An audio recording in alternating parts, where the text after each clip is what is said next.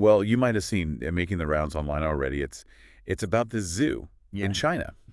They're trying to pass off died dogs as tigers. Oh yeah, I saw that. Pretty wild, right? Yeah. So we're gonna dive into what happened, why people are kind of freaking out about it, and maybe some bigger questions that it all raises. So Yeah. this zoo, it's called the Qinhu Bay Forest Animal Kingdom. They're making headlines because they decided to, well, they dyed these Chow Chow dogs. Chow Chows, right? Yeah, Chow Chows to make them look like tigers. It's fascinating how their attempt to, I guess, create a spectacle kind of backfired. Like Yeah. instead of people being like, "Whoa, amazing," it's more like, "Wait a minute, is that a dog?"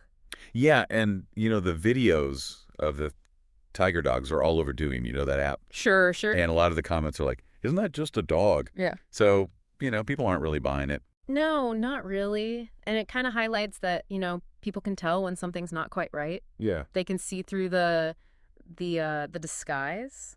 Exactly. But the zoo, well, they're trying to defend themselves. Oh, really? Yeah, they're saying it was just a harmless promotion, a bit of fun. Okay. They say they use natural dyes, Yeah. so no harm to the dogs, and they're even comparing it to, people dyeing their hair. Interesting. But it does raise the question then, right? Yeah. Where do we draw the line between harmless fun and actually exploiting animals? I mean, is dyeing a dog to look like a tiger really in the same category as someone choosing to dye their hair? Right, right. It's a good point. And this isn't even the first time the zoo has tried this kind of thing. Oh, really? Yeah, last year they dyed dogs to look like pandas.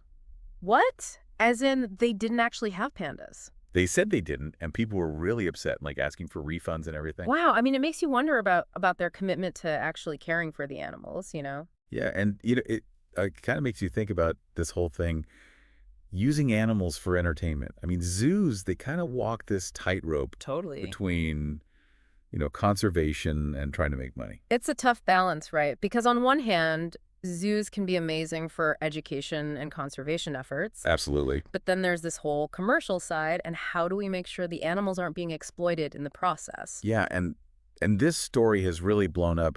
It's not just like a local thing anymore. Oh, so it's gone international. Big time. The New York Post, the Daily Mail, they've all picked up the story. And it's really putting the spotlight on how zoos operate and how we treat animals in captivity in general. It's a good reminder that even things that seem small or isolated can actually spark these much larger conversations. And it kind of brings it home. Yeah. Like, think about your own experiences.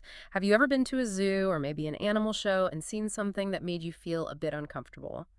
Where do we each personally draw the line? It's a good question to ask ourselves because this story, as strange as it might seem, it really does open up these bigger ethical questions. Yeah, it makes us really examine how we see and treat animals, especially the ones we use for entertainment. And, maybe next time you visit a zoo or see any animal on display, just take a second, pause, and think.